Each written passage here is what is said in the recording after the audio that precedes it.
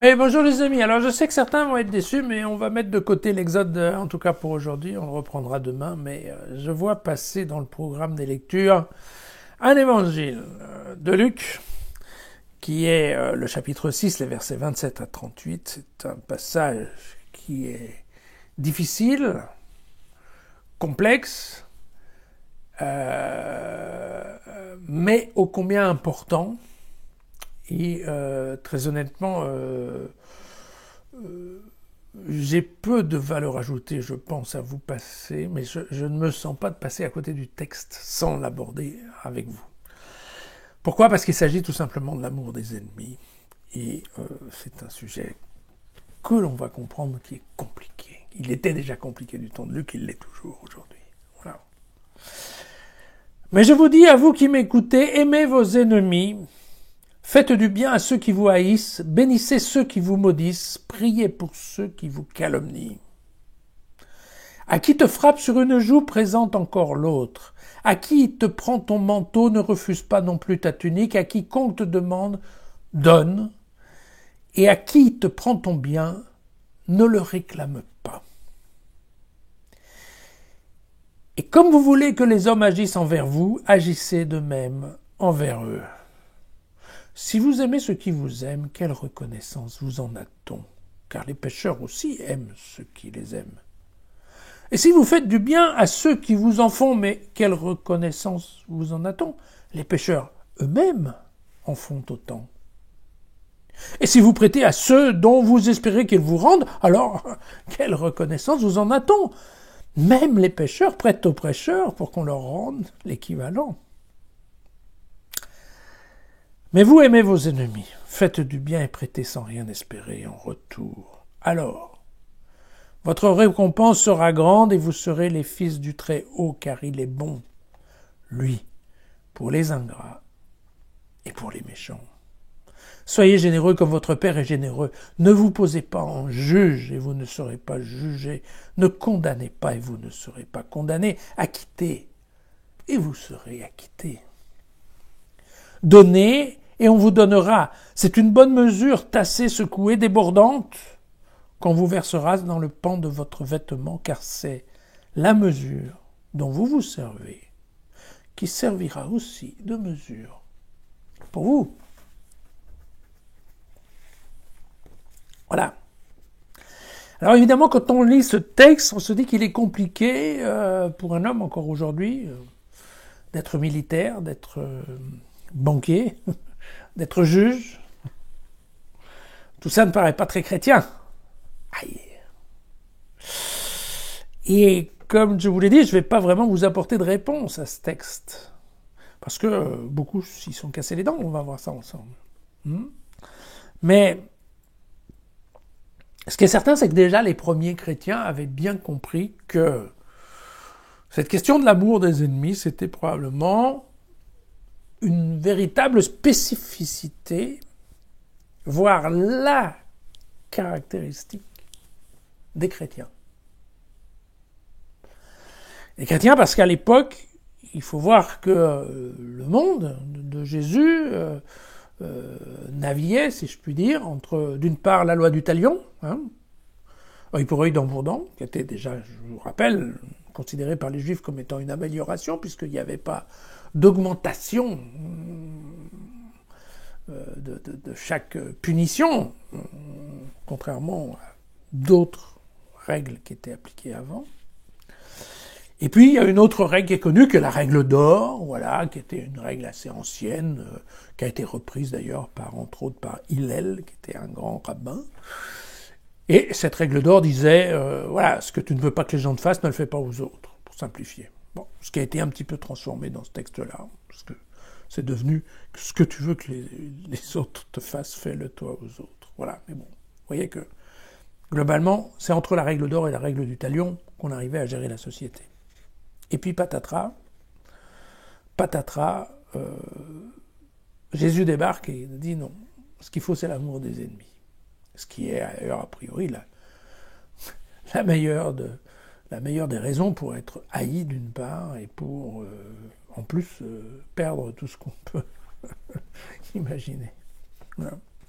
Alors, et il ne faut pas oublier que cet évangile de Luc, il se passe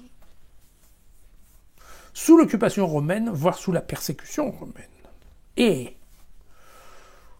même si Luc n'était pas juif, ce qui est certain, c'est que les juifs qui souffraient également de cette occupation se posaient déjà beaucoup de questions sur le sujet. Et on a un certain nombre de documents qui nous prouvent qu'effectivement, ils discutaient de la meilleure stratégie à adopter par rapport à l'envahisseur romain. Fallait-il collaborer ? Fallait-il se battre avec des armes, comme le faisaient les zélotes ? Fallait-il séparer d'un côté le monde politique et de l'autre côté le monde religieux? Mais pour un juif, c'est pas très facile, puisque le juif clame que son roi, c'est Dieu.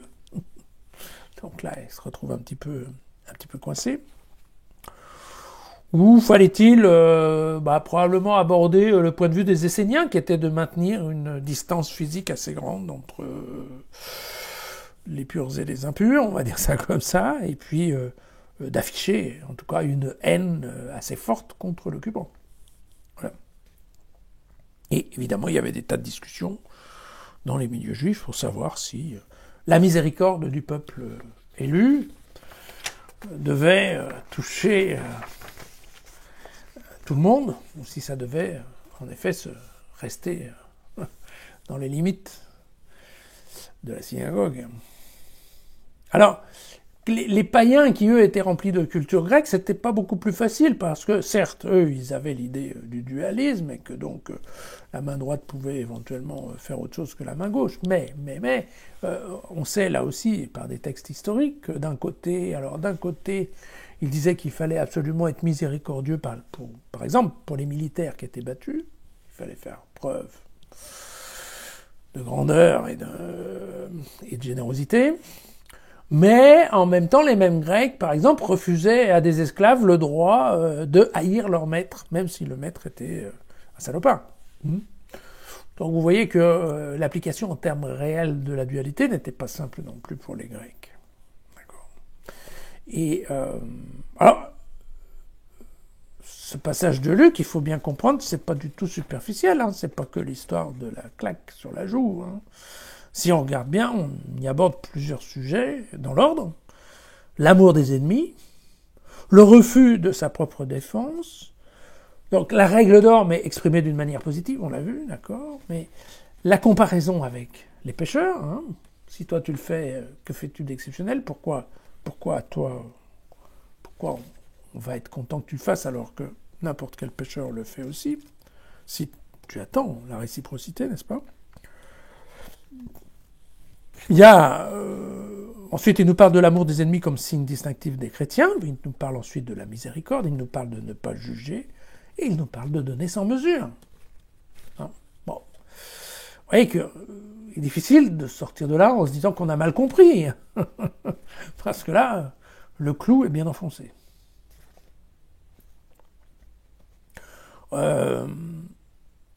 D'ailleurs, on ne peut que se souvenir de Luc, qui au chapitre 3 et au verset 14, alors que des militaires lui demandaient « Et nous, que nous faut-il faire ?» Eh bien, Jésus leur répondit « Ne faites ni violence ni tort à personne, et contentez-vous de votre solde. » Vous voyez bien que donc là, la seule chose que demande Jésus, c'est qu'ils ne profitent pas de leur position de militaire pour faire les poches de leurs ennemis. Il n'y a aucun appel à poser les armes, ou quoi que ce soit de ce genre-là. Et puis Paul non plus n'est pas très explicite, puisqu'on cite souvent les épîtres aux Romains. Romains au chapitre 12 au verset 14, « Bénissez ceux qui vous persécutent. Bénissez et ne maudissez pas. » Ou au verset 19 aussi, « Ne vous vengez pas vous-même, mes bien-aimés, mais laissez agir la colère de Dieu, car il est écrit à moi la vengeance, c'est moi qui rétribuerai, dit le Seigneur. » Vous voyez ? Donc, on ne peut pas dire. Il n'y a pas beaucoup de textes pour nous aider. Alors, la clé, évidemment, que nous suggère Luc dans ce texte, c'est de dire qu'un chrétien ne doit pas voir son ennemi ou l'autre, je dirais, dans la simple relation un pour un, face à face, Parce qu'un chrétien, par définition, n'est jamais seul. Un chrétien n'est jamais un individu isolé. Un chrétien, c'est un individu qui fonctionne, qui est aimé et qui aime Dieu. Voilà. Et donc, en fait, c'est toujours Dieu et le chrétien en face de l'autre. Et, attention, parce que Dieu regarde la relation que tu as avec l'autre. Or, rien ne te dit que Dieu n'aime pas l'autre. Bon, des fois on peut supposer, mais il faut se méfier avec Dieu. Et donc, Luc nous propose, il faut faire comme ça parce que Dieu, il fait comme ça. Dieu aime ses ennemis, donc toi tu dois faire pareil. Vous voyez que c'est à peu près ici la seule clé qu'il nous propose. En fait, fais avec autrui ce que tu attends que Dieu fasse avec toi. Ça marchera comme ça. Est-ce que ça rend les choses plus faciles? Je n'en sais rien.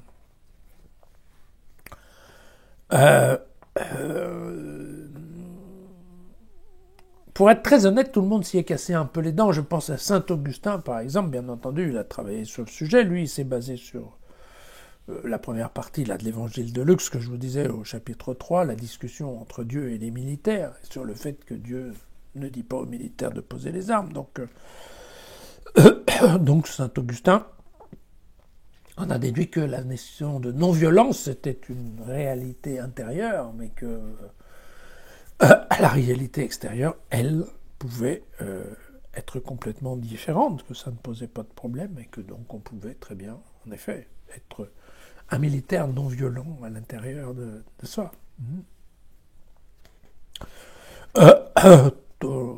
Sur cette base-là, Thomas d'Aquin a voulu essayer de définir ce que c'était qu'une guerre juste. Sur des idées un peu étranges, qu'il fallait qu'une guerre ne soit pas démarrée par un individu, mais seulement par un souverain, qu'il fallait que, évidemment, cette guerre soit menée pour le bien commun des sujets du souverain, et qu'en plus, il fallait absolument que les chefs aient des intentions sincères. Vous voyez qu'avec ce genre de définition de la guerre juste, on va pas très loin. Et d'ailleurs, Calvin s'est amusé à faire la même chose et il est arrivé au même résultat. C'est-à-dire qu'à vouloir définir une guerre juste, on a quand même un peu de mal. Voilà. Depuis, bien entendu, les chrétiens en général essayent de développer toute une réflexion sur le comportement chrétien ou la morale chrétienne, qui débouche assez souvent sur une idée de non-violence, mais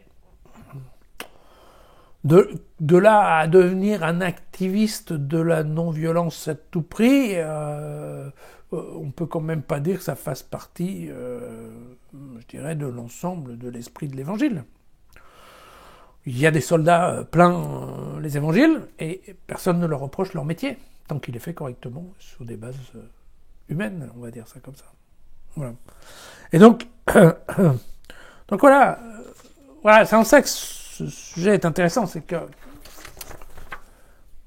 c'est compliqué, on n'a pas de solution, voilà. On n'a pas de solution, vous avez le texte, je vous ai dit à peu près ce qu'on peut en penser.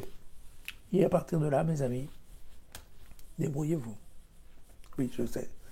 C'est pas facile, mais il n'a jamais été dit non plus que les évangiles devaient donner la solution à tout. Voilà, faut quand même bosser un peu, chacun de son côté. Voilà. À demain.